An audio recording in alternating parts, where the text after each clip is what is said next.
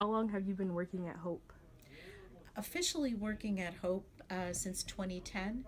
And that's when I came on board as the executive director. But prior to that, I'm actually one of the founders of Hope. So I've been with the organization since 1998, but as a volunteer and also as a board member. And what are some factors that you think cause people to become homeless? Wow, that's that's not an easy question to answer Mm-hmm. because it's everything from just poverty and that whole cycle of poverty to just people down on their luck. Sometimes, a lot of times, there's mental illness, and often substance use gets rolled in there because people self medicate or they're stressed from being on the street, and that's the way that they handle the stress. And sometimes it's a poor choice. If you're poor and your spouse puts you out, you have no place to go but the Mm-hmm. shelter too. So, for as many people that come through our doors, there's that many stories. And could you describe your typical day here at Hope? It's chaotic. um, my job as executive director is supposed to be the administration of the agency and, dealing with things like grant running, fundraising, um, making sure that, there are staff issues, making sure that, people are doing what they're supposed to be doing and things like that.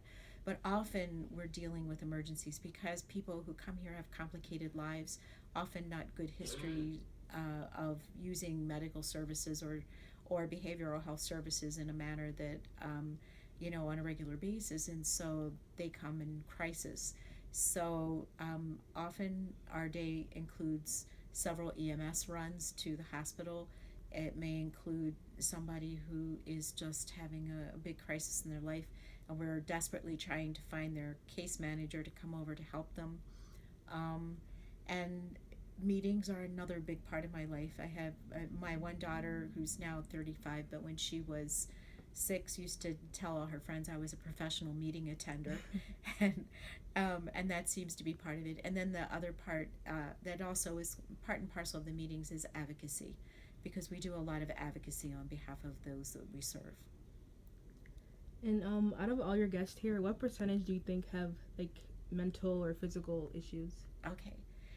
Actually, we track that. So right now we're running at about 90% of people in the shelter that are in and receiving mental health services. I actually would put it higher than that though for the mental health services. Um, Physical health and even disabling conditions, that runs usually between 65 and 75%, depending on the because living on the streets is really hard on your body. And Mm-hmm. so a person who is homeless ages at a much more rapid rate than somebody who is housed. And typically, just to kind of give you some context, a person who is homeless dies 16 years before their housed Mm-hmm. counterpart. And what gender do you tend to see more at the shelter? We have more males, and in the beginning we had almost exclusively males, not by design but just by that was who was coming. Mm-hmm. It was more unusual. We may have one or two female guests and not always consistently, but we've noticed recently a steady trend in the growth of female guests accessing shelter. That bucks what we had seen historically, so we're actually doing a study to see why that is. We know that this area is an area where there's lots of human trafficking, so we're thinking that perhaps some of the uptick is related to that. And we've been in the neighborhood for a while, so maybe there's more trust to come here. And why do you think many of your guests do not have aren't able to get jobs? A lot of reasons. Poor education is one of the biggest ones. We have a high illiteracy rate here. Since this is a nonprofit organization, how do you keep things running? As a nonprofit, often funding can be uncertain as well. So our organization is funded through a combination of government grants and private donations, foundation grants. Sometimes we get seed money from foundations to begin a project, and then we have to find the continuation funding, so the sustainable funding. So there's a lot of things, and it's continuously changing. Political climate can affect your government grants. So, for example, right now, expanded Medicaid is threatened.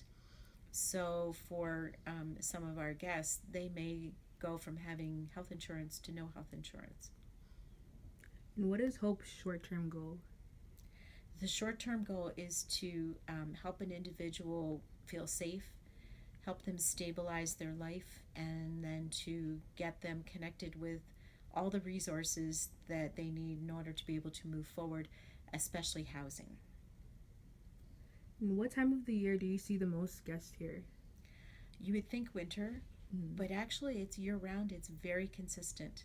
We were a seasonal warming center for a long time, and so when the first year we opened in the summer, everybody kept telling us, oh, well, it people won't be there in the summertime and you'll have a lighter census.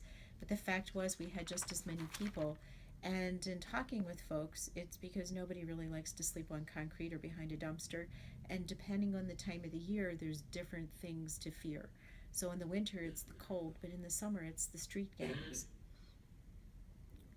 And could you tell me like the best experience you've had here? One of my favorite experiences is when somebody gets housing, and so we've worked really hard with them. We've connected them with the resources. They've gotten their ID and birth certificate, social security card, all filled out all the paperwork, and they get their home. It gets approved.